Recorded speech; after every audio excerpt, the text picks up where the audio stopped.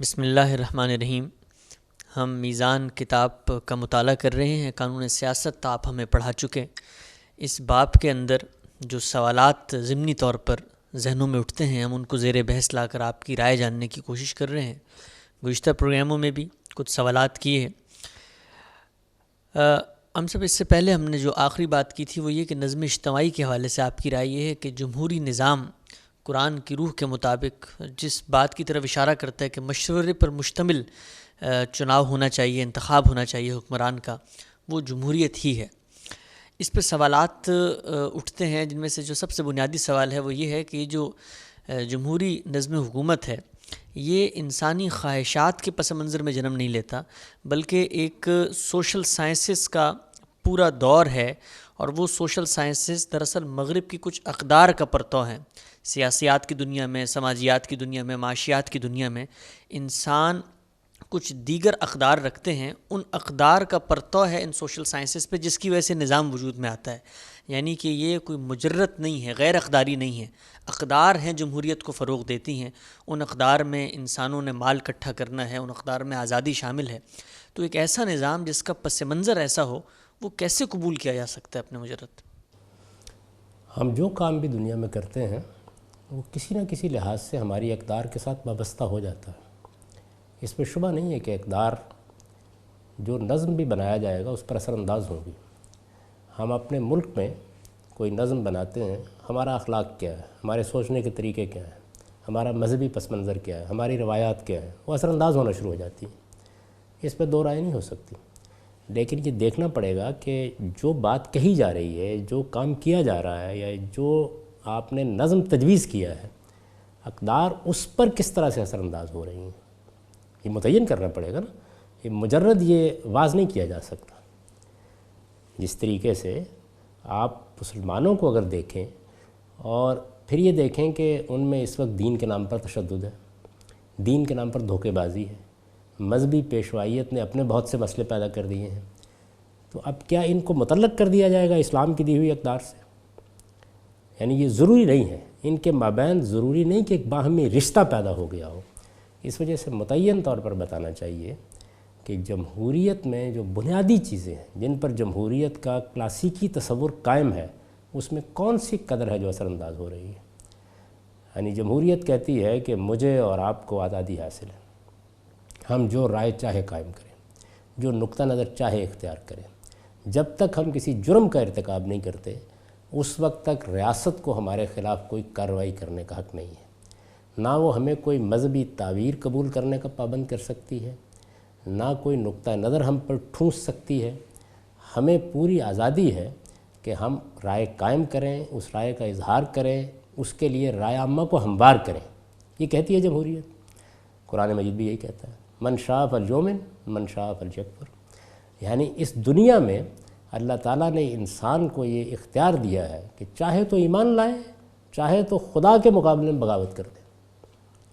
یہ ایک الگ بات ہے کہ اس کے ساتھ یہ بتا دیا گیا ہے کہ اگر تم کفر اختیار کرو گے، اللہ تعالیٰ کی نافرمانی کرو گے، بغاوت کرو گے، تو اس کا نتیجہ کیا نکلے گا، یہ بتا دیا گیا ہے۔ لیکن آزادی پر اس دنیا میں اللہ نے قدغن نہیں لگائی۔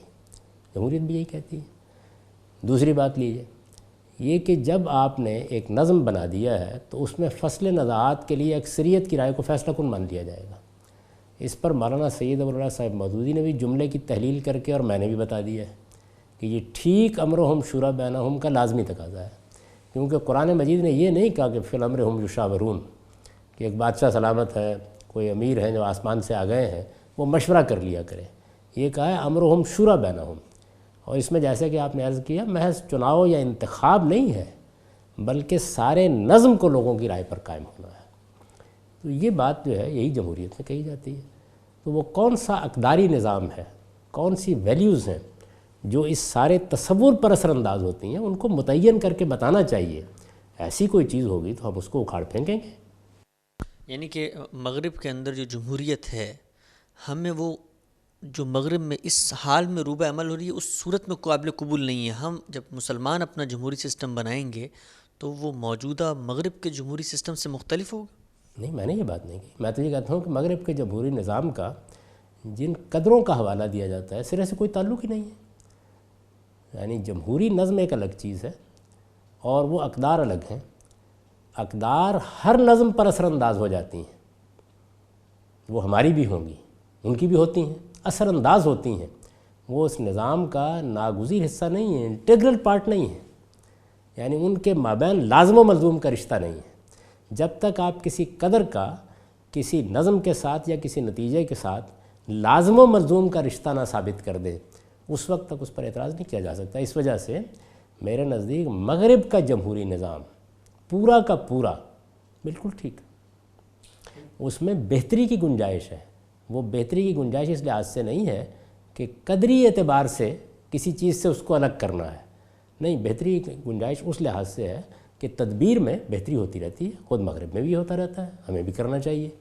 لیکن میں یہ جاننا چاہتا ہوں کہ جو لوگ اس پہ تنقید کرتے ہیں مغرب کے جمہوری نظام پہ، وہ یہ بتائیں کہ وہ کیا قدری عدم مناسبت ہے جو ہمارے اور ان کے درمیان پیدا ہو جاتی ہے. اس کو پہلے لازم و ملزوم کے رشتے میں جوڑ کر دکھایا جائے. ایسی کوئی چیز نہیں. یعنی کہ مغرب تو یہ کہتا ہے نا کہ انسان کو آزادی ہونی چاہیے، عقل مند انسان کا سب سے بڑا شرف یہ ہے کہ وہ دنیا میں آزاد ہے، اس آزادی کو اس کو استعمال کا حق ملنا چاہیے. تو جو سسٹم اس کو اس آزادی کے استعمال کا حق دیتا ہے، مغرب اس کو قبول کر لیتے ہیں، اس کو وہ جمہوریت سے تعبیر کرتے ہیں. انہوں نے مشترکہ طور پہ یہ قبول کر لیا. اب اس سسٹم کو اگر ہم لیتے ہیں تو ہماری تو تہذیب اسلامی تہذیب ہے، اس میں ایک عبداللہ رہتا ہے، اس عبداللہ نے نماز پڑھنی ہے، اس نے تسبیح تمہید کرنی ہے، اس نے انفاق کرنا ہے. لیکن یہ جو سسٹم ہے، اس سسٹم میں تو آپ نے ناچ گانا سننا ہے، آپ نے گھومنا پھرنا ہے، آپ نے عیاشی کرنی ہے. یہ سسٹم وہاں سے لینے کے بعد ہم اپنی اقدار کو اس میں کیسے مدغم کر سکتے ہیں؟ یہ بات میری بالکل سمجھ میں نہیں آ سکی کہ مغرب میں کیا یہ کہا گیا ہے کہ انسان کو لازماً یہ کام کرنے ہیں. یہ کہا گیا ہے کہ انسان کو آزادی ہے. آپ سے عرض کیا کہ یہی آزادی قرآن مجید نے بھی دے دی ہے. جب یہ کہا کہ من شاء فلیؤمن من شاء فلیکفر، جس کا جی چاہے ایمان لائے، جس کا جی چاہے کفر اختیار کرے، خدا کے مقابلے میں کھڑا ہو جائے. اس کے آگے آزادی کا کیا تصور ہے؟ آپ کا سب سے بڑا آدمی سیدنا عمر رضی اللہ عنہ، وہ اپنے عامل کو یہ کہہ رہے ہیں کہ تم نے ان لوگوں کو غلام کب سے بنا لیا، ولدتہم امہاتہم احرارا، جن کو ان کی ماں نے آزاد جنا ہے. کہہ رہے ہیں نا یہ بات. یعنی آزادی ہمارے ہاں بھی بہت بڑی قدر ہے. اتنی بڑی قدر ہے کہ اللہ تعالیٰ یہ کہتے ہیں کہ لا اکراہ فی الدین، میرا دین اس کے معاملے میں بھی میں نے کوئی جبر روا نہیں رکھا. دنیا میں یہی چیز ہے. تو یہ آزادی مغرب بھی دیتا ہے. اب اس آزادی کو استعمال کس نے کرنا ہے؟ مجھے کرنا ہے نا. تو میں نے اگر شرع صدر کے ساتھ ایمان کو قبول کر لیا تو یہ میرا آزادانہ فیصلہ ہے، یہ کسی نے مجھ پر ٹھونس نہیں دیا. اور اگر میں نے کفر اختیار کیا، فسق اختیار کیا، میں نے اگر اپنے آپ کو کسی بد تہذیبی میں ڈال دیا تو یہ میرا فیصلہ ہے. تو جمہوریت اسی قدر پر قائم ہے کہ مجھے فیصلہ کرنے کا حق ہونا چاہیے، فیصلے کے اظہار کا حق ہونا چاہیے. یہ حق اگر تو اسلام سلب کر رہا ہے، قرآن مجید یہ کہتا ہے کہ نہیں، سرے سے انسانوں کو دنیا میں یہ حق ہی نہیں. اگر وہ ایسا کہہ رہا ہے تو پھر تو اس میں کوئی شک نہیں کہ قدروں کا تصادم ہو گیا. لیکن یہاں تو دونوں باتیں یکساں کہی جا رہی ہیں. یعنی وہ بھی یہی کہہ رہے ہیں کہ انسان کو آزادی حاصل ہے، انسان آزاد پیدا کیے گئے ہیں، وہ جو رائے چاہے قائم کرے. زمین پر اس دنیا میں کسی کو حق نہیں ہے کہ ان کی یہ آزادی سلب کرے. یہ کہہ رہے ہیں نا، یہی بات اللہ تعالیٰ کہہ رہے ہیں کہ میں نے لوگوں کو آزاد پیدا کیا ہے، میں نے ان کو حق دیا ہے، ہدیناہ السبیل، دونوں راستے دکھا دیے ہیں. میں نے دین کے معاملے میں کوئی جبر روا نہیں رکھا. قد تبین الرشد من الغی، یعنی ہدایت کو بھی واضح کر دیا ہے، گمراہی کو بھی واضح کر دیا ہے. لوگ آزادانہ طور پر انتخاب کریں، میں نے یہ حق دیا ان کو. یہی حق مغربی جمہوریت دے رہی ہے. یعنی کہ اگر انسان متفق ہو جائیں ہم جنس پرستی کی شادی پہ، اور بھلے دستور اور آئین میں جتنی بھی قیودات رکھی ہوں وہ یہ کر کے رہیں گے، تو ہمیں جو کام کرنا ہے وہ یہ ہے کہ انسانوں کو سمجھائی جائے یہ بات، بجائے یہ کہ قانون کو اس کے مطابق کر دیا جائے. یقیناً ایسا ہی ہے. یہی بات میں سمجھانے کی کوشش کر رہا ہوں اپنی قوم کو برسوں سے کہ اصل چیز فرد ہے. یعنی میں اگر خدا کو مانتا ہوں، میں نے اگر خدا کی حاکمیت قبول کی ہے، خدا اگر میرا معبود، میرا رب اور میرا بادشاہ ہے، اظہار جس طرح میری انفرادی زندگی میں ہوتا ہے ایسے ہی میری اجتماعی زندگی میں ہوگا. اور اگر ایسا نہیں ہے تو پھر کیا آئین میں یہ دفعہ لکھ دینے سے آپ مجھے پابند کر لیں گے؟ نہیں، میں یہ کروں گا کہ اگر آپ یہ دفعہ لکھ دیں گے اور میں اب بغاوت پر آمادہ ہوں، جب میں کہہ رہا ہوں تو اس کا مطلب یہ ہے کہ ایک پورا نظم ارباب حل وقت، تو اب میں اگر بغاوت پر آمادہ ہوں تو پھر میں راستے نکالوں گا منافقت کے، اور کچھ بھی نہیں ہوگا. میرے نزدیک معاملے کو سیدھا صاف رہنا چاہیے. پارلیمنٹ کے اندر اگر پاکستان بننے کے بعد بہت اچھے طریقے سے بحث مباحثہ کر کے ایک ایک شریعت کے قانون کو پیش کیا جاتا، یعنی مثلا چوری کی سزا ہے یا بدکاری کی سزا ہے یا میراث کا قانون ہے یا نکاح طلاق کے قوانین ہیں، ان کے مسودات پیش کیے جاتے اور بتایا جاتا ہے کہ دیکھیے ہمارے قانون میں یہ اصلاح ہونی چاہیے، یہ چیز ہونی چاہیے، تو بہت خیر کا کام ہوتا۔ یعنی ہم متعین پن پوائنٹ کر کے چیزوں کو درست کرتے، اور ہمارا کتنا فہم ہے ان کا، ہم خدا کی شریعت سے کتنے متعلق ہیں، اس کا اظہار بھی ہو جاتا۔ یہ ہم اس کی دفعات لکھتے رہتے ہیں اور اسی پر سارا زور دے رہے ہیں، یہ لکھ دو کہ یہ اسلامی جمہوری پاکستان ہے، یہاں قرآن و سنت کے خلاف کوئی قانون نہیں بن سکتا۔ تو نتیجہ کیا ہے کہ ہمارے اپنے وجود اور ہماری لکھی ہوئی بات میں تصادم پیدا ہو جاتا ہے۔ یہ وہ المیہ ہے جس کو ہم نے پاکستان میں جنم دیا ہے۔ اس لیے میرے نزدیک پاکستان کے دستور میں ان چیزوں کی کوئی ضرورت نہیں تھی، صرف ایک بات طے کرنی تھی، اور وہ یہ کہ کیا پاکستان کی حکومت استبدادی ہوگی یا جمہوری ہوگی۔ اگر وہ جمہوری ہے تو جمہور جس طرح سوچیں گے، جمہور کا جتنا اسلامی شعور ہوگا اس کا ظہور ہو جائے گا۔ اسی لیے میں یہ کہتا ہوں کہ نہیں، سیکولرزم بھی نہیں، اس لیے کہ سیکولرزم خود ایک نظریہ ہے۔ جس طرح سے آپ جب اسلام کی بات کرتے ہیں اس کو اسلامزم میں بدل لیجئے، جیسے کہ ہمارے ہاں تبدیل ہو گیا ہے، تو وہ بھی ایک نظریہ ہے، اور اس میں بھی آپ ایک استبداد قائم کرتے ہیں آئندہ نسلوں کے لیے۔ اسی طرح کا استبداد سیکولرزم قائم کرتا ہے۔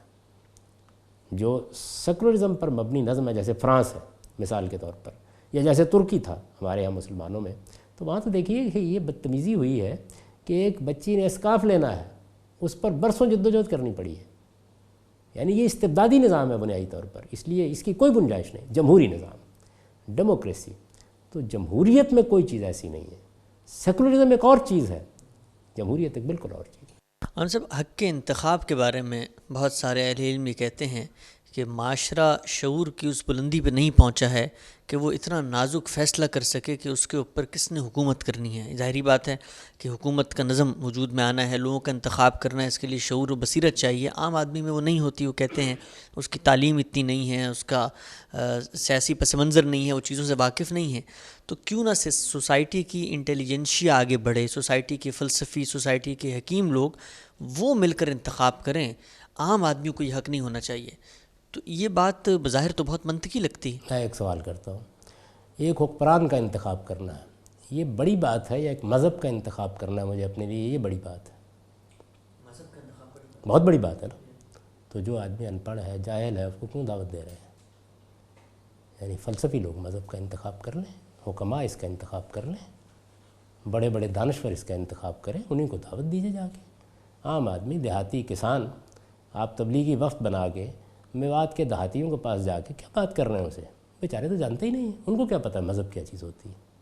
اتنی بڑی چیز، یعنی جس میں یہ فیصلہ کرنا ہے کہ مرنے کے بعد ہم کو خدا کے سامنے جانا ہے، جس میں یہ فیصلہ کرنا ہے کہ اس کائنات کا ایک پروردگار ہے، جس میں یہ فیصلہ کرنا ہے کہ محمد صلی اللہ علیہ وسلم اللہ کے رسول ہیں، یہ حق دے رہے ہیں آپ اس کو؟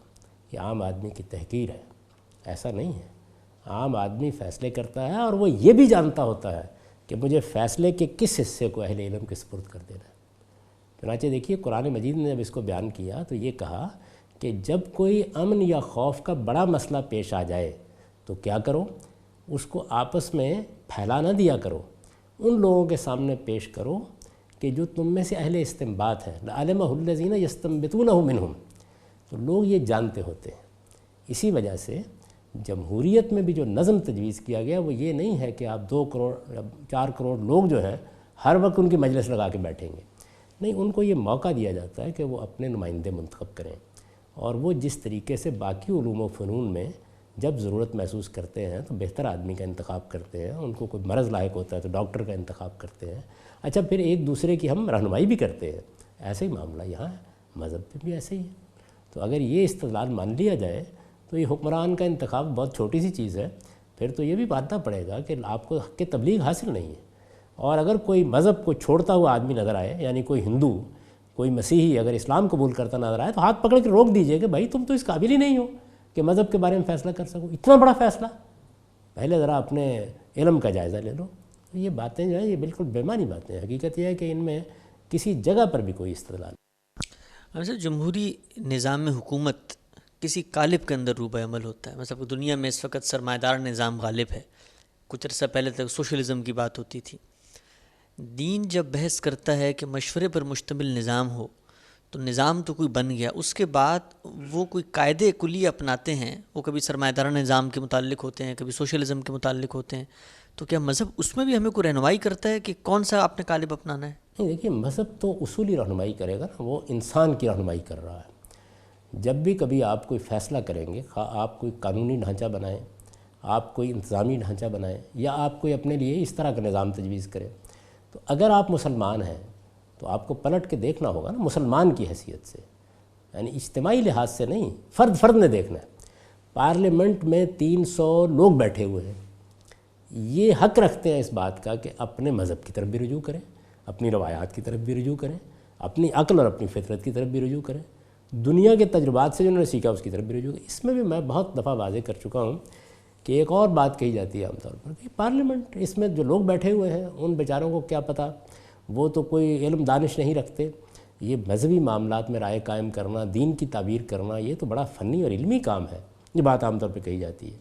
اس سے گویا یہ تاثر دیا جاتا ہے کہ پارلیمنٹ کوئی مجتہد ہوتی ہے یا وہ کوئی مفسر قرآن ہوتی ہے، ایسا نہیں ہے۔ دیکھیے بات کیا ہے، بات یہ ہے کہ دنیا کے اندر ہر علم و فن کے ماہرین پیدا ہوتے رہتے ہیں، یہ اللہ کا بنایا ہوا نظام ہے، وہ اپنی آراء قائم کرتے ہیں۔ خواہ آپ نے کسی دوا کو ایجاد کرنا ہو تو ایسا نہیں کہ سارے لوگ مل کے کرتے ہیں، سائنس کے معاملات ہوں، معیشت کے معاملات ہوں، ماہرین ہر جگہ موجود ہوتے ہیں۔ ہمارے ہاں بھی اگر کوئی مسئلہ ہوتا ہے تو قانونی ماہرین کے پاس ہم جاتے ہیں، کسی کے خلاف کوئی مقدمہ بن جائے۔ اسی طرح دین کے ماہرین بھی ہوتے ہیں، دینی علوم کے، وہ موجود ہیں معاشرے کے اندر۔ جب ایک فرد کو یہ فیصلہ کرنا ہوتا ہے کہ میں یہ کام کرنے جا رہا ہوں، کاروباری کوئی مسئلہ ہے، کوئی گھر کا مسئلہ ہے، کوئی نکاح طلاق کا مسئلہ ہے، تو میں ایک عالم سے پوچھتا ہوں، میرا اطمینان نہیں ہوتا، دوسرے کے پاس چلا جاتا ہوں، یہی کرتا ہوں نا انفرادی حیثیت میں۔ اس وقت مجھ سے کوئی عالم یہ نہیں کہتا کہ دیکھو تم عالم فاضل ہو جو پوچھتے پھر رہے ہو، ہر آدمی اسے بتاتا ہے، اور پھر فیصلہ کون کرتا ہے قبول کرنے کا؟ وہ آدمی۔ تو اصل میں ایسے ہی پارلیمنٹ میں ہوتا ہے، پارلیمنٹ اجتہادات کو، آراء کو، تعبیرات کو رد و قبول سے گزارتی ہے، وہ کبھی بھی تعبیر نہیں کر رہی ہوتی بیٹھ کے۔ یعنی جب کبھی پارلیمنٹ میں کوئی چیز زیر بحث آئے گی تو ایک آدمی کھڑا ہو کے کہتا ہے کہ بھئی اس میں یہ بھی جاننا چاہیے کہ اللہ تعالیٰ کا دین کیا کہتا ہے، قانونی مسئلہ زیر بحث ہے۔ دیکھیے اس وقت جب ہم یہ گفتگو کر رہے ہیں، ریاست پاکستان میں تحفظ پاکستان آرڈیننس زیر بحث ہے، ہماری پارلیمنٹ میں بحث ہو رہی ہے۔ اب اس کے قانونی نکات کے بارے میں ماہرین رہنمائی کر رہے ہیں اور پارلیمنٹ کے لوگ ان کو سمجھ کر اس پر بحث کر رہے ہیں۔ بالکل یہی معاملہ دین کی تعبیر میں بھی ہوگا۔ پارلیمنٹ کیسے کام کرتی ہے، اس میں کمیٹیاں بن جاتی ہیں، اہل علم سے آراء لی جاتی ہے، مشورہ لیا جاتا ہے۔ اس لیے میرے نزدیک تو علامہ اقبال کو جو تردد تھا کہ یہ ہم کیسے کریں گے، یہ تردد بھی اپنی کوئی بنیاد نہیں رکھتا۔ علماء وہاں ہوں اچھی بات ہے، نہیں ہے تب بھی کوئی فرق نہیں پڑتا۔ کوئی اسلامی نظریاتی کونسل آپ نے بنائی ہے، بنا لیں، نہ بنائیں تب بھی کوئی فرق نہیں پڑتا۔ یعنی اہل علم کہیں ختم نہیں ہو جائیں گے، یہ خدا کا بنایا ہوا نظام ہے۔ وہ ایک دن بھی 14 صدیوں میں نہیں آیا جب جلیل القدر اہل علم، دین کو سمجھنے والے موجود نہ رہے ہوں۔ وہ کل بھی موجود تھے، وہ آج بھی موجود ہے، ان کی آراء سامنے ہوں گی، ماضی کے لوگوں کی بھی، حال کے لوگوں کی بھی۔ پارلیمنٹ انتخاب کرتی ہے، قبول کرتی ہے، اور یہ حق اللہ تعالیٰ نے عام آدمی کو دے رکھا ہوا۔ لیکن ہم سب یہ جو خدشہ ہے علماء کے قلوب و اذہان میں کہ اگر ہم نے میدان خالی چھوڑ دیا تو یہاں پر تو اکثریت انہی لوگوں کی آ جائے گی جن کو سورہ اخلاص بھی پڑھنی نہیں آتی، اور جو مسلمانوں کی سوسائٹی، مسلمانوں کا ملک ہے، اس کا نظم اجتماعی بالکل اسلام سے محروم ہو جائے گا۔ تو یہ فی نفس ہی اپنی ذات کے اندر تو ایک محمود جذبہ ہے، وہ کہتے ہیں کہ ہمیں وہاں رہنا چاہیے، اور کوئی دین کا نقطہ نظر، اللہ کی بات ان کے سامنے پیش کرنی چاہیے، کہیں وہ کسی ایسے معاملے میں قانون سازی نہ کر دیں اس میں خدا نے قانون سازی کی ہوئی ہو۔ تو یہ ان کی جدوجہد فی نفس ہی تو محمود ہے۔ اس کے اوپر کوئی اصولی اعتراض نہیں ہے، لیکن میں یہ کہتا ہوں کہ یہ تو اپنی ناکامی کا اعتراف ہے۔ یعنی اس کا مطلب یہ ہے کہ ہم نے لوگوں کو سورہ اخلاص بھی نہیں سکھائی، تو اپنا اصل کام کرنا چاہیے نا۔ یعنی یہ نہیں ہے کہ ہم اپنا کام چھوڑ کے پارلیمنٹ میں جا کے بیٹھ جائیں۔ ایک عالم کا اصل کام کیا ہے؟ اللہ تعالیٰ نے قرآن مجید میں جو علماء کے تقرر کی آیت ہے اس میں کیا کہا ہے کہ کچھ لوگ نکلیں، وہ دین کی سچی بصیرت حاصل کریں اور اپنی قوم کو خبردار کریں۔ تو یہ کام ہمیں کرنا چاہیے نا۔ پارلیمنٹ میں اگر آپ پاکستان کا جائزہ لیں، 18-20 کروڑ کا ملک ہے، کوئی 200-300 گھرانے ہیں جن کے لوگ اوپر آ رہے ہیں۔ کتنی محنت کی ہے ہم نے ان کے دل و دماغ کو بدلنے کے لیے، ان کو دین سکھانے کے لیے۔ یہ کام کرنا چاہیے، اس سے آپ ظہور ہوگا۔ ورنہ کیا ہوگا؟ ورنہ یہ ہے کہ ایک عالم اگر چلا بھی جائے گا وہاں جا کے اور وہ اپنے پس منظر میں گفتگو فرمائے گا تو زبان یار من ترکی و من ترکی نمی دانم، یہی کیفیت ہوگی۔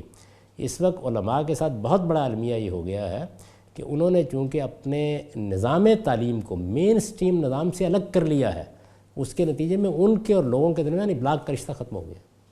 اس لیے میں یہ بہت زور دیتا ہوں کہ ہر فرد کو، خواہ اس نے عالم بننا ہے، ایک بار جو براڈ بیسڈ نظام ہے 12 سال کا، اس میں سے گزرنا چاہیے، اس کے بعد فیصلہ کرنا چاہیے کہ اس کو عالم بننا ہے یا اس کو ڈاکٹر بننا ہے یا انجینئر بننا ہے۔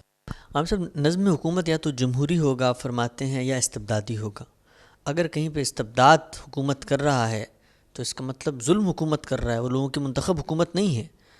تو دین تو ہمیں ظلم کے خاتمے کے خلاف جنگ کے بارے میں بھی کہتا ہے، تو کیا دنیا کے اندر یا جمہوریت نہیں ہے اور جمہوریت قائم کرنا اگر ہمارے پاس طاقت ہے تو کیا یہ کوئی دینی فریضہ بھی ہے ہمارا؟ یقیناً یہ ظلم ہے، اس میں کوئی شک نہیں ہے۔ استبداد ظلم ہے، اس نے بنیادی حق سے محروم کر دیا ہے۔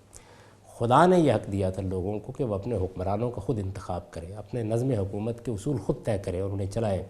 یہ حق کسی گروہ نے، کسی فرد نے چھین لیا ہے۔ علماء نے چھین لیا تب بھی جرم ہے، طالبان نے چھین لیا تب بھی جرم ہے، یہ سعودی حکومت کے اعیان و اکابر نے چھین لیا تب بھی جرم ہے، یہ کسی بادشاہ سلامت نے چھین لیا تب بھی جرم ہے۔ تو یہ اس میں کوئی شک نہیں ہے، یہ ظلم ہے۔ اب سوال یہ ہے کہ یہ ظلم جو ہے کیا ہم اس کے خلاف جد و جہد کی طاقت رکھتے ہیں؟ اس کا فیصلہ حالات سے کیا جاتا ہے۔ یعنی اللہ تعالیٰ نے ہم کو یہ تو پابند کیا ہے کہ جب طاقت ہو تو ظلم کے خلاف جد و جہد کرو، تو ہم جتنی طاقت ہے اس کے لحاظ سے جد و جہد کریں گے۔ چنانچہ یہ معلوم ہے کہ بعض جگہوں پر صرف رائے عامہ کو ہموار کیا جاتا ہے، بعض جگہوں پر رائے عامہ کو ہموار کرنے کی بھی اجازت نہیں ہوتی، آپ کسی دوسرے ملک میں جلا وطن ہو جاتے ہیں اور اس کے بعد انڈائریکٹ طریقے سے اثر انداز ہوتے ہیں۔ اخوان کے لوگوں کو یہ کرنا پڑا ہے، خود خمینی صاحب کو یہ کرنا پڑا، اور بھی بہت سی مثالیں اس کی موجود ہیں۔ تو یہ معاملات ہوتے ہیں۔ اب رہ گئی یہ بات کہ کیا بندوق اٹھائی جا سکتی ہے حکومت کا تختہ الٹنے کے لیے؟ اس کے شرائط و حدود ہیں۔ اس کے لیے ضروری ہے کہ آپ کسی الگ جگہ کے اوپر، آزاد جگہ پر پہلے اپنا نظم قائم کریں، یہ ضروری ہے۔ اگر ایسا نہیں ہے تو اصل میں آپ ایک بھیڑ کے ہاتھ میں بندوق دے رہے ہیں، جس سے ایک ظلم کے خاتمے کی جد و جہد بظاہر ہوگی، 1000 ظلم اور پیدا ہو جائیں گے۔ اس کی دین اجازت نہیں دیتا۔ دوسری چیز یہ ہے کہ جو لوگ اس کے لیے اٹھیں، عامت الناس کا اعتماد ان کو ہونا چاہیے۔ اس کے واضح علامتیں موجود ہونی چاہیے کہ عام لوگ ان حکمرانوں سے نجات حاصل کر کے ان کے سر پر تاج رکھنے کے لیے تیار ہیں، یعنی متبادل قیادت کی حیثیت ان کو حاصل ہونی چاہیے۔ جیسے ایران میں جس وقت جد و جہد ہوئی تھی تو یہ حاصل ہو گئی تھی، یعنی صاف نظر آ رہا تھا کہ مقابل میں اگر آپ یہ دیکھیں تو قیام پاکستان سے پہلے یہ حیثیت بر صغیر میں مہاتما گاندھی کو اور قائد اعظم کو حاصل ہو گئی تھی اور بہت سے لیڈروں کو حاصل ہو گئی تھی۔ یعنی یہ واضح ہونا چاہیے۔ مجھ سے ایک مرتبہ کسی نے پوچھا تھا کہ کشمیر میں کیسے جد و جہد کامیاب ہوگی، تو میں نے ان سے کہا تھا کہ جس دن کشمیریوں کو قائد اعظم مل جائے گا، اس لیے کہ پہلے وہ اپنے لیے ایک لیڈر کا انتخاب تو کر لینا، جب یہ ہو جائے گا تو اس کے بعد جد و جہد دور حاضر میں اس کی ابتدا ہو جاتی ہے۔ موجودہ زمانے میں بہت سی چیزوں کو عالمی سطح پر مان لیا گیا ہے۔ مثلا آپ کوئی جلوس نکال سکتے ہیں، جلسہ کر سکتے ہیں۔ اگر آپ جمہوریت کی جد و جہد کر رہے ہوں تو دنیا بھر کی ہمدردیاں آپ کو حاصل ہو جاتی ہیں۔ تو اخلاقی دباؤ ڈالنے کے طریقے اختیار کرنے چاہیے۔ بندوق اٹھانے کے لیے یہ ضروری ہے کہ استبدادی حکومت ہو، تب آپ اٹھا سکتے ہیں۔ دوسرے یہ کہ آپ کسی آزاد خطے میں جا کے اپنے آپ کو منظم کر لیں تاکہ فساد کے نتیجے میں پھر کوئی فساد نہ پیدا ہو جائے، اور اس بات کا آپ کے ضمیر کو اطمینان ہونا چاہیے اور آپ کا ساتھ دینے والوں کو بھی کہ وہ متبادل قیادت ہے۔ یعنی ہم سب اسلامی ممالک طاقت بھی رکھتے ہیں اگر وہ اس بات پہ متفق ہو جائیں کہ سعودی عرب میں استبدادی حکومت ہے اور وہ سارے کاوشیں جو ممکن ہو سکتی ہیں غیر مسلح وہ بھی کی جائیں لیکن کوئی وہ ثمرآور نہ ہو، تو کیا وہ اقدام کا حق رکھتی ہیں طاقت کی موجودگی میں کہ سعودیہ پہ جا کر وہاں کی حکومت کو باہر نکالیں اور جمہوری نظام قائم کر دیں؟ میں تو اس اصول کو تسلیم نہیں کرتا کہ حکومتوں کے داخلی معاملات میں مداخلت کا حق نہیں ہے۔ نہیں، مداخلت کا اصول ہے، اور وہ اصول یہ ہے کہ اگر ظلم اور عدوان ہو رہا ہے تو اس کو مٹایا جائے گا ہر حال میں۔ یہ کام میں بھی کر سکتا ہوں، میرے پاس طاقت ہوگی، شرائط و حدود ہوں گے، اور یہ کام اگر اقوام متحدہ بھی کرے تو مجھے کوئی اعتراض نہیں ہے اس کے اوپر۔ بس یہ بات ہے کہ اس کے پیچھے کوئی دوسرے مقاصد نہیں ہونے چاہیے۔ یعنی اگر مثال کے طور پر ہمارے زمانے میں امریکہ کو ایک سپر پاور کی حیثیت حاصل ہو گئی تھی، اگر ہر دنیا کی جگہ پر اس کی مداخلت عدل محض کی بنیاد پر ہوتی اور ظلم کے خاتمے کے لیے ہوتی، شاید لوگ اس کی پرستش کر رہے ہوتے، لیکن ہمیں معلوم ہے کہ اس کے پیچھے سیاسی مسائل، مفادات اور اس طرح کی چیزیں ہوتی ہیں۔ چونکہ انسان کے ساتھ یہ مسئلہ ہے کہ وہ عمر و ابوبکر نہیں ہوتا، یعنی حکمران کہتے کچھ ہیں، کر کچھ رہے ہوتے ہیں، مقاصد کچھ ہوتے ہیں، پیچھے کوئی اور چیز ہوتی ہے، اس وجہ سے اس کی اجازت نہیں دی جاتی، اصول میں اس پہ اعتراض نہیں کیا جاتا۔ اچھا، مغرب کی ہم تحسین بھی کرتے ہیں، اس کو داد بھی دیتے ہیں، اس نے سماجی علوم کی دنیا میں جو سفر طے کیا ہے اور جمہوریت کو ایک آئیڈیل نظام کی صورت میں پیش کیا ہے، وہ ان ممالک میں کیسے برداشت کرتا ہے؟ اور کچھ کہتا بھی نہیں ہے بظاہر، اور ان کے ساتھ بہت اچھے تعلقات بھی رکھتا ہے جہاں جمہوریت نہیں ہے، مثال کے طور پہ سعودی عرب اور دیگر ممالک۔ تو یہ کیا مغرب کی کوئی نفاق ہے جو سامنے آتا ہے؟ ساری دنیا میں ایسا ہی ہوتا ہے، یعنی لوگ، میں نے ابھی عرض کیا کہ ایسے اگر پیور ہو جائیں، خالص ہو جائیں کہ ان کا ہر اقدام اخلاقی اصولوں پر ہو، تو پھر تو دنیا کے اندر جنت بن جائے۔ یعنی سیدنا ابوبکر صدیق اور سیدنا عمر کی حکومت یا ان کی شخصیات کا اصل حسن کیا ہے؟ وہ یہی ہے کہ آپ کو ہر اقدام کے پیچھے عدل، خدا ترسی، خدا خوفی نظر آتی ہے۔ میں نے اسی لیے ابھی آپ کی خدمت میں عرض کیا کہ اگر دنیا میں جو اس وقت بڑی 5 طاقتیں ہیں یا ان میں امریکہ کو ایک خصوصی حیثیت حاصل ہے، اگر ان کے اقدامات، تمام اقدامات عدل پر، انصاف پر مبنی ہوتے ہر جگہ، ہر مقام پر، تو ان کی مداخلت کے اوپر لوگ تحسین کرتے۔ اچھا، مانین زکوٰۃ کا مسئلہ سیدنا ابوبکر کے دور میں پیش آیا، آپ نے ان کے خلاف جدوجہد کی، باقاعدہ جہاد کیا۔ ہمارے ملک پاکستان میں بھی یہی صورتحال ایک سامنے آئی 80 کی دہائی میں کہ کچھ لوگوں نے ریاست کو زکوٰۃ دینے سے انکار کیا۔ اگر ریاست کو ایسے لوگوں کے خلاف کارروائی کا حق ہے تو پھر وہ جو فرد کا معاملہ ہے کہ دین فرد سے متعلق ہوتا ہے، ریاست اگر مسلمان شہری کی حیثیت سے ان کو کچھ حقوق دیتی ہے اور مطالبہ کرتی ہے وہ زکوٰۃ دیں، اور وہ زکوٰۃ نہیں دیتے تو ریاست ان کو غیر مسلم قرار دیتے، ریاست ان کے اوپر حملہ کیوں کرتی ہے؟ کیوں اقدام کا حق اس کو مل سکتا ہے اگر مل سکتا ہے تو؟ کسی کو غیر مسلم قرار دینا تو اس کی موت کے پروانے پر دستخط کرنا ہے، اس کا ریاست کو حق کیسے دیا جا سکتا ہے؟ اس کو اللہ تعالیٰ نے یہ حق دیا ہے، بلکہ ریاست کے بجائے کہنا چاہیے مسلمانوں کے نظم اجتماعی کو کہ وہ جو ٹیکس کی ایک ناگزیر ضرورت ہے اس مد میں زکوٰۃ لے، یہ خدا کا دیا ہوا حق ہے۔ تو جس طرح ایک مجرم یہ نہیں کہہ سکتا کہ مجھے سزا نہ دی جائے، اسی طرح اگر کوئی شخص زکوٰۃ دینے سے انکار کر دیتا ہے تو وہ خدائی جرم کا ارتکاب کرتا ہے، یہ قابل سزا جرم ہے۔ سیدنا ابوبکر صدیق نے بھی اس کو اسی طرح دیکھا اور ہماری حکومتوں کو بھی حق حاصل ہے۔ یعنی یہ تو ایک ایسا حق ہے جو خدا نے قائم کر دیا ہے۔ اسی لیے میں نے بڑی وضاحت سے یہ بتایا ہے کہ 2 ہی چیزیں ہیں جس سے قانون کو اللہ نے متعلق کیا ہے۔ اس طرح یہ فیصلہ سنا دیا ہے کہ ایک کام آپ کو کرنا ہے، اس سے آپ کو حق حاصل ہے کہ آپ یہ کہیں کہ اب زکوٰۃ کے سوا مجھ سے کسی ٹیکس کا مطالبہ نہ کیا جائے، اور ایک چیز ریاست کو کرنا ہے کہ اس نے بہرحال زکوٰۃ کو وصول کرنا ہے، یہ اس کا حق ہے۔ یہ اللہ نے طے کر دیا ہے۔ یعنی اللہ تعالیٰ جب اپنا دین دیتے ہیں تو یہ بتا دیتے ہیں کہ وہ کون سی جگہ ہے کہ جہاں پر آپ مداخلت کریں گے، تو اس مداخلت کا حق سیدنا ابوبکر صدیق کو بھی خدا نے دیا تھا، یہ ہر حکومت کو حاصل ہے۔ اس وجہ سے جن لوگوں نے زکوٰۃ دینے سے انکار کیا انہوں نے حقیقت میں بغاوت کا ارتکاب کیا، اور حکومت نے اگر کمپرومائز کیا تو اس کی وجہ حکومت کی اپنی کمزوریاں ہیں، یعنی یہ نہیں ہے کہ اس کو دینی لحاظ سے یہ حق حاصل نہیں۔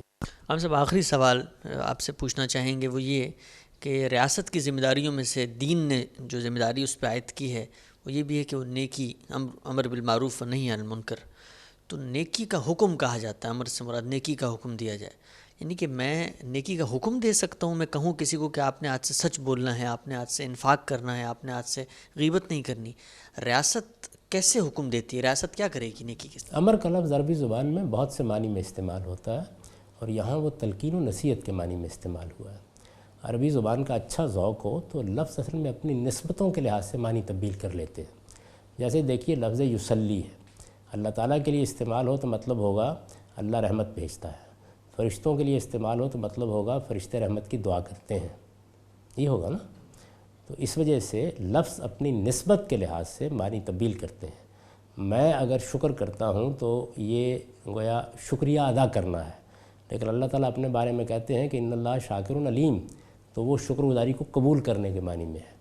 تو اسی وجہ سے امر کے بارے میں یہ سمجھنا چاہیے کہ جب وہ معروف سے متعلق ہوتا ہے تو تلقین کرنے کے لیے، منکر سے متعلق ہوتا ہے تو وہاں بھی تلقین ہے، لیکن چونکہ منکر جب جرم بن جائے تو اس کے کلا کما کا حق ریاست کو حاصل ہے یا قانون کو حاصل ہے یا نظم اجتماعی کو حاصل ہے تو بس اس دائرے کے اندر پھر وہ اقدام کرتی ہے۔ چنانچہ میں نے یہ بیان کیا ہے کہ مسلمانوں کی ریاست میں پولیس کا محکمہ حقیقت میں امر بالمعروف اور نہی عن المنکر کا محکمہ ہے۔ اس کو یہ چاہیے کہ وہ اسی اسپرٹ سے یہ کام کرے، یہ روح ہے جو بتائی گئی ہے کہ یہ محکمہ بھلائی کو پھیلانے والا ہونا چاہیے، اس کی تلقین کرے۔ آپ دیکھیے کہ دنیا کے مہذب ملکوں میں پولیس سے کوئی جھگڑا ہو گھروں میں جاتی ہے، لوگوں کی صلح کراتی ہے، ان کو ایک اچھی بات کی طرف بلاتی ہے، بعض اوقات مہم چلا دیتی ہے کسی اچھی بات کے لیے، منکر کو روکتی ہے، یعنی کوئی جھگڑا ہو گیا، کوئی خرابی ہو گئی، کسی نے کوئی تنبیہ کرتی ہے، توجہ دلاتی ہے، جب وہ چیز اس سے اوپر اٹھ کر جرم کے درجے میں جاتی ہے تو پھر قانون کا نفاذ۔ بہت عنایت غامدی صاحب، قانون سیاست ہم پڑھ رہے ہیں اور اس کے خاتمے پہ جو ضمنی سوالات ہمارے سامنے آئے وہ ہم نے آپ سے پوچھے۔ میزان کتاب زیر مطالعہ ہے، مزید ابواب کے متعلق جو سوالات، مزید توضیحات مطلوب ہیں وہ آپ سے آئندہ نشستوں میں ہم پوچھتے رہیں گے۔ بہت عنایت آپ کی۔ بہت شکریہ۔